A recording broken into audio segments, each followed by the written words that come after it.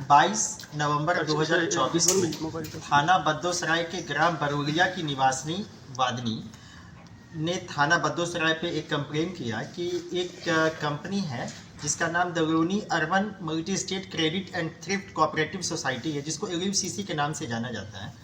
और इस कंपनी ने इनको एक कूट रचित बॉन्ड दिया करीबन 1,25,000 रुपये का, और वो इन्होंने फ्रॉड किया और वो कंपनी बंद करके कंपनी के जो ओनर हैं, एजेंट हैं, वो भाग गए। इस संबंध में थाना बद्दोसराय पे मुकदमा अपराध संख्या 289/2024 सुसंगत धाराओं में पंजीकृत किया गया बनाम राम नरेश आदि 8 नफर व्यक्तियों के अगेंस्ट।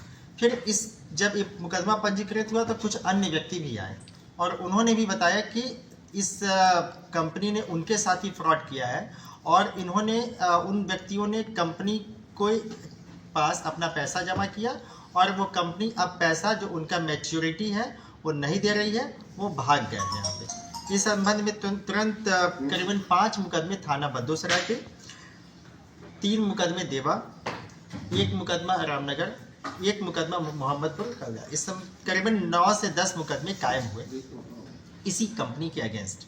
इस कंपनी के मोडस ऑपरेंडी ऐसी थी कि कंपनी ने अपने आप को कृषि मंत्रालय से एक सोसाइटी के रूप में रजिस्टर कराया और जो इसका अभी जो उपनियम है बायलॉज है उसके हिसाब से इस कंपनी का था कि ये सीमांत किसानों को या किसानों को के बेहतरी के लिए काम करेगी और कोऑपरेटिव बनाएगी, यानी समूह बनाएगी। इसकी आड़ में इन्होंने क्या किया कि अपने लोगों को जो इनके कस्टमर को उन्होंने 13-14 रुपये का एक मेंबर बना दिया, लेकिन ये एक तरीके का एक मास्क मेंबरशिप था, यानी कि वाकई में मेंबर उनको पता ही नहीं था कि मैं मेंबर हूँ।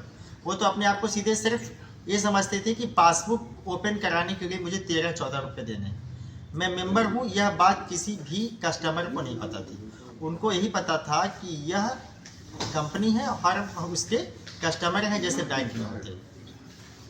फिर एक कंपनी उनमें से जितने भी ऐसे व्यक्ति थे जो उनके कस्टमर होते थे उनसे कुछ निश्चित पैसा जमा कराती थी, RD यानी कि रिकरिंग डिपॉजिट और फिक्स्ड डिपॉजिट और अन्य स्कीमों में।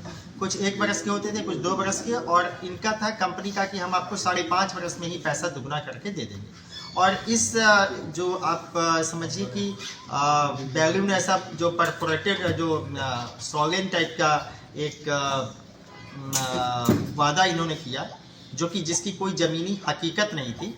इसके झांसे में इन्होंने अनेकानेक कस्टमर को अपनी गिरफ्त में लिया और पैसे जमा कराए और उन्होंने अपने इन कस्टमर्स को पैसे अदा भी नहीं किए। इसमें यह है कि एक कंपनी जो है वो इसका जो रजिस्ट्रेशन है उसका जो डोमेन एरिया है वो उत्तर प्रदेश और दिल्ली है, लेकिन इन कंपनी ने उत्तराखंड में भी अपना बिजनेस स्टार्ट किया और अन्य स्टेट में भी किया, जबकि उनका वहाँ पे डोमेन नहीं था। एक और चीज़ अभी विवेचना के दौरान प्रकाश में आई है कि कंपनी ने जिस स्थान को अपना हेड ऑफिस बताया, यानी जिस स्थान के सापेक्ष इस कंपनी का रजिस्ट्रेशन हुआ वहाँ पर यह कंपनी काम ही नहीं करती है। रोक लीजिए। वहाँ पर एक कंपनी काम ही नहीं करती है। इस समय एक कंपनी वहाँ पे नहीं है।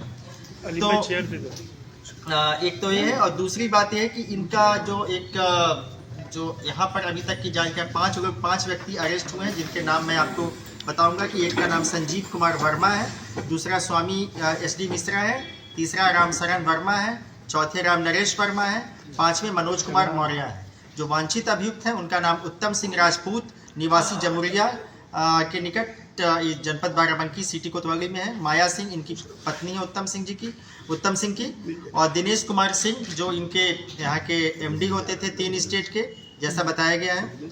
अखिलेश मिश्रा और संतोष कुमार मिश्रा, यानी 9 व्यक्तियों के अगेंस्ट है, जिसे 5 अभियुक्तों को गिरफ्तार किया गया। 4 अभियुक्तों की गिरफ्तारी के प्रयास किए जा रहे हैं। बरामदगी में कई अन्य पासबुक बरामद हुए हैं, कई कंप्यूटर सिस्टम्स और इनके खाते बरामद हुए हैं। 2 इनकी एक फॉर्च्यूनर कार और एक SUV बरामद हुई है। कुल मिला के कंपनी एक नॉन रजिस्टर्ड कंपनी थी। रिजर्व बैंक ऑफ इंडिया से इसका कोई रजिस्ट्रेशन नहीं था, जो कि अभी तक ज्ञात हुआ है।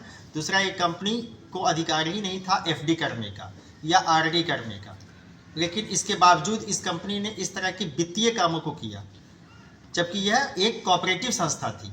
यदि इसका रजिस्ट्रेशन हुआ भी था तो कोऑपरेटिव के तौर पे हुआ था, न कि एक नॉन बैंकिंग कंपनी के तौर पे हुआ था। जिले में कितनी ब्रांचेस हैं और अभी स्टेटस क्या है? अभी तक के प्राप्त जानकारी के अनुसार जो संजीव कुमार जो वर्मा है, ये यहाँ पे का मुख्य है और इसके पास 55 से 56 इसके अधीन ब्रांच थी। करीबन जैसा अभी तक जो प्राइमा फेसाई देखा गया है कंप्यूटर स्टेटमेंट के अनुसार, संजीव कुमार वर्मा का वार्षिक टर्नओवर 25 करोड़ रुपए था। ऐसे ऐसे 12 व्यक्ति उत्तम सिंह को रिपोर्ट करते थे, जो कोर कमेटी मेंबर है, और इस कोर कमेटी के मेंबर के ऊपर एक सीएमडी है जिसका नाम अभी इन सब अभियुक्तों से पूछताछ में समीर अग्रवाल करके आया है। अभी इसके संबंध में जांच की जा रही है। तो ब्रांचेस बंद हो गई सब क्या, जो 55 है? हाँ, जितनी ब्रांचेस के बारे में पता हुआ है वो पुलिस ने उसको विवेचना के दौरान उसको अपने अभिरक्षा में लिया है और वहाँ पर फर्क बनाकर अन्य आवश्यक कार्रवाई सुनिश्चित की जा रही है।